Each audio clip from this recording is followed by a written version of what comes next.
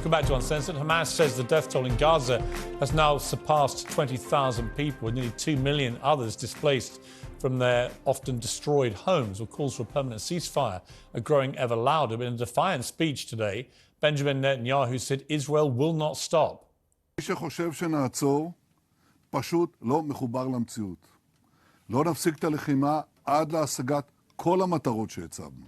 חיסול החמאס, שחרור חטופינו, והסרת האיום מעזה. Well, should the US now back calls for a ceasefire, and could Israel face sanctions for the scale of its response on October the 7th? Joining to discuss this is the independent presidential candidate, Dr. Cornel West, and international law expert, Eugene Kontorovich. Welcome to both of you. Cornel West, great to have you back on the programme. Let me ask you, first of all, Benjamin Netanyahu tonight, very unequivocal. Israel will keep fighting Hamas until they are eradicated, which means there's going to be months and months more of what we've been seeing. What is your response to that? Well, as you know, I've called for Netanyahu and the IDF to be brought before the ICC, the International Criminal Court, Article 6, 7, and 8, crime of genocide, crime against humanity, and war crime. And what I mean by that is we need to live in a world in which we fundamentally believe that Palestinian suffering has the same value as Jewish suffering. Jewish suffering has the same value as Palestinian suffering.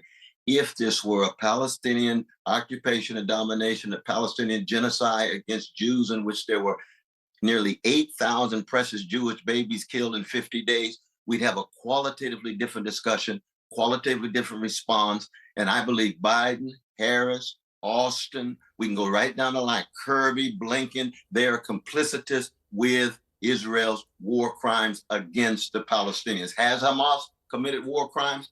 Absolutely, they've committed war crimes, but not crimes of genocide.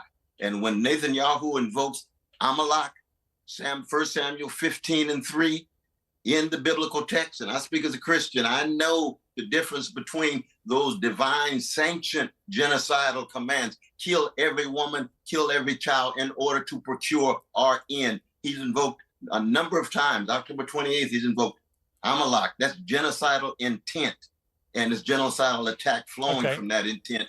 We have to have a moral consistency across the board. Every baby, no matter who they are in the world, have the same value. Let me go to Eugene then. For your response to that, I mean, you'll be aware, Eugene, that much of the world is now watching with horror the scale of Israel's response.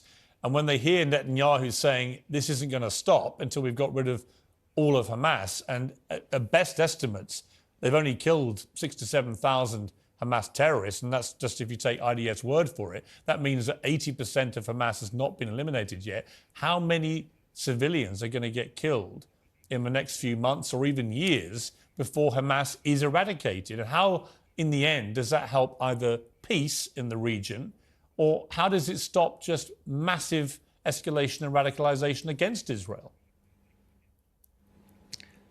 So how many civilians will die is largely a function of Hamas's decisions, because Hamas has a specific strategy of trying to kill as many Israeli civilians as they can, as they did on October 7th, and trying to get as many of their own civilians killed, which they do by hiding in tunnels under populated areas, basing themselves in schools, in hospitals.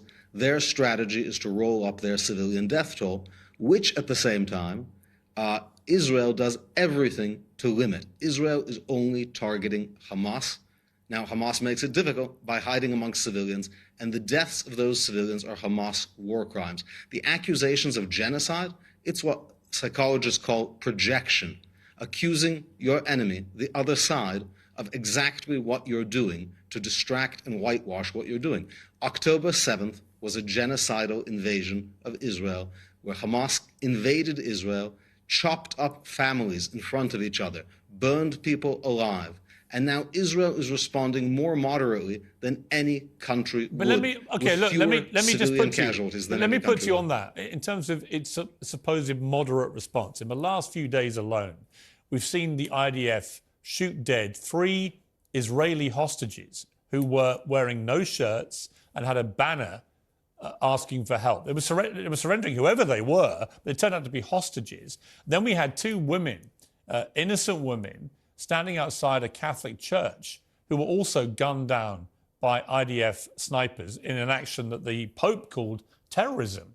You've also got President Biden describing the bombing campaign as indiscriminate, which in itself, that description implies a war crime. So this idea that Israel's being moderate in its response, I don't think is borne out by reality, is it? President Biden has actually said, and other American officials have said, that Israel is acting more morally than any other army.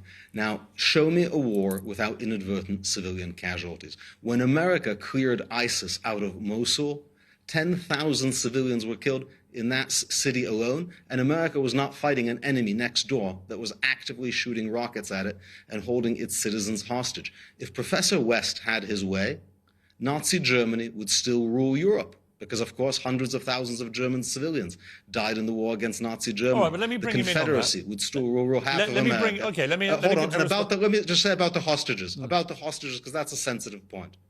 That's a tragic incident, of course. And we saw today that the mother of one of the hostages said she does not blame the Israeli soldiers. She embraces them because she knows that Hamas, again, is responsible for their deaths, because Hamas has used every kind of subterfuge to trap Israeli soldiers. Let me go to fake surrenders and suicide. Let me bring back in Cornel West. Cornel West, the moral conundrum here for many people is that what happened on October the 7th was utterly horrific. An appalling terrorist attack on mostly civilian, innocent people.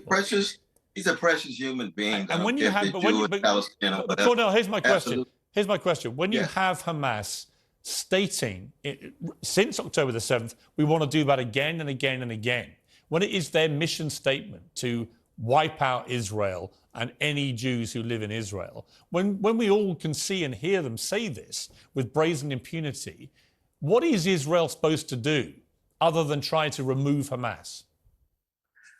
Hamas is very much like the Jewish Irgun, which is a terrorist group responding to vicious British imperialism that killed innocent Arabs.